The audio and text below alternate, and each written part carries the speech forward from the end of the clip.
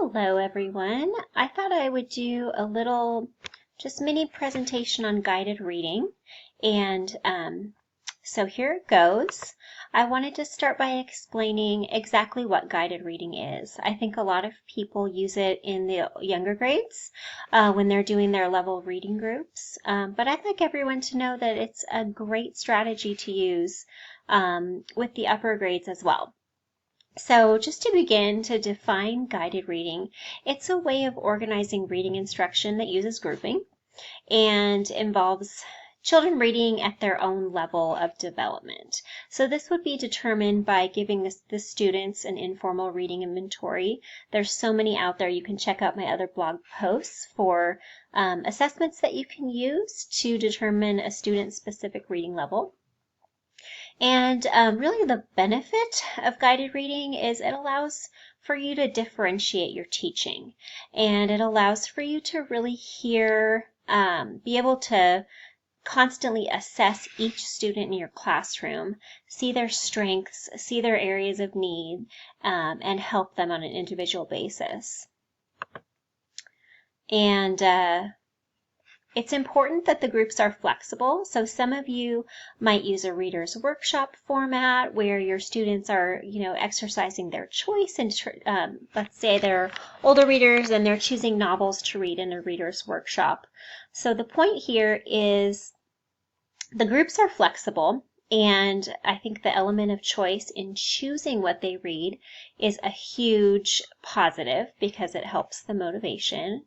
However, it's also important that the students are reading text that is appropriately challenging and also not too hard. So determining the student's reading level is important, and then providing a few choices for them at that level that they can select and then participate with other students to discuss that book. So like I said, small group working in leveled text, you would want to introduce the text to your students, and you would also want to model for them some reading processes that they would want to implement when you are not with them. For example, I like to have a little spinner or some popsicle sticks with different reading comprehension strategies that the students can choose from. For example, predicting, making connections to the text, asking questions, clarifying, inferencing. All this stuff, of course, you would need to model first. And a good way to do this is by doing a teacher read aloud and doing a think aloud, where you kind of make your own thoughts explicit to the students so they see what you do when you're reading, so that they can implement that when they're meeting with their groups.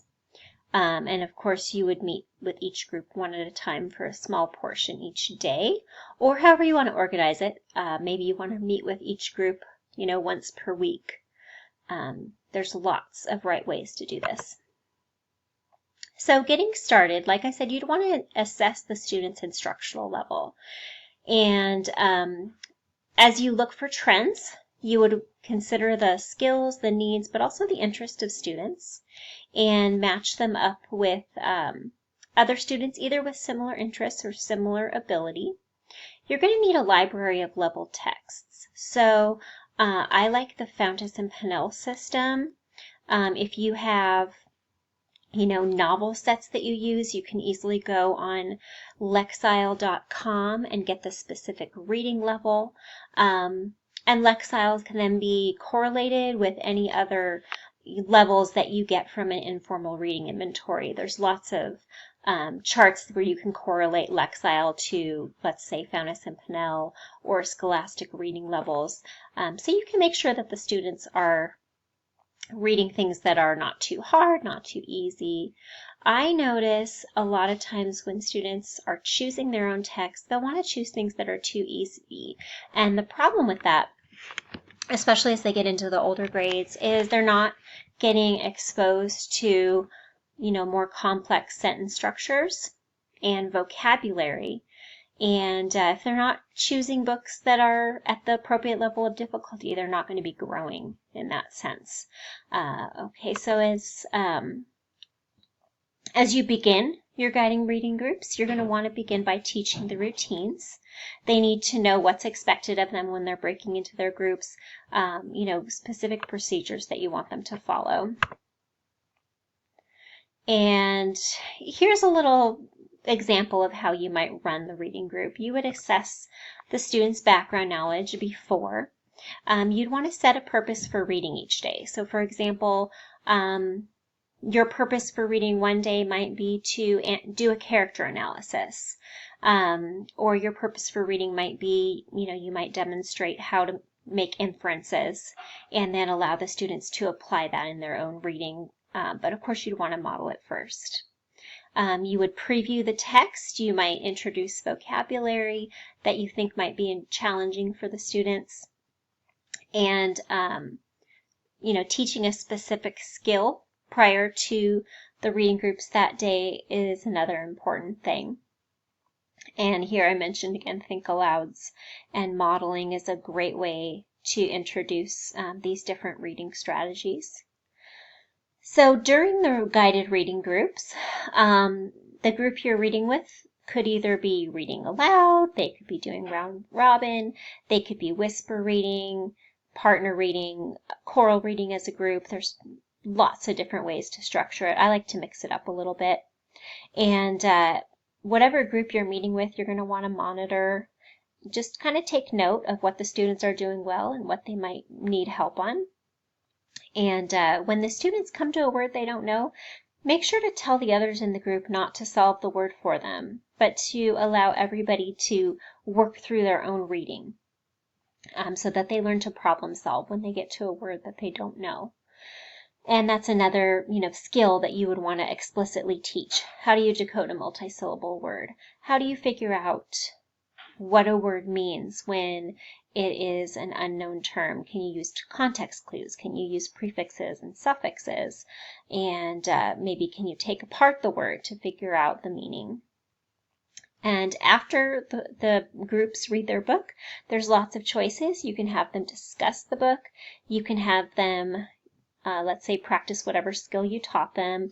They can always write in a journal, do a think, pair, share, and always model using text evidence. So if the students are sharing opinions or making inferences, for example, you're going to want to make sure they back it up with quotes from the book. And that is a standard where they should be able to choose quotes from the book to back up their thinking. What are the other students doing when you're reading with a certain group? Perhaps they're doing learning centers. There can be listening centers. Lots of different learning apps you could bring in, like myon.com or Imagine Learning, IXL. They could be buddy reading, doing word sorts. And if you check out Words Their Way, there's even a lot of word sorts and concept sorts that are useful to older readers. And I think a writing center is also a great idea. If you're working with younger students, there's different sight word activities or phonics or vocabulary games you can come up with. You want to avoid worksheets though, because activities should be engaging and purposeful.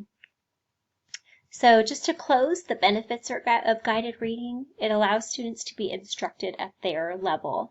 If a student is not being instructed at the appropriate level, it's going to hinder their progress.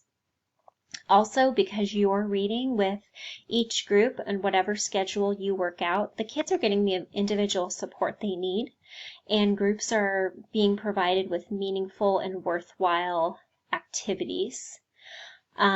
Because you're reading and actually listening to your students, you can adjust your instruction based on your anecdotal notes that you take. This builds a love of reading, particularly if you incorporate choice in which books they're reading. and it's an integral component of any comprehensive literacy program.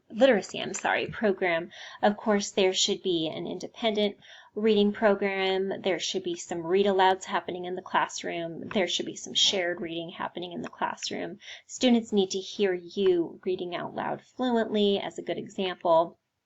But this is a great component, and I would highly recommend it for upper as well as lower grades. Thanks so much, and have a great night, everybody.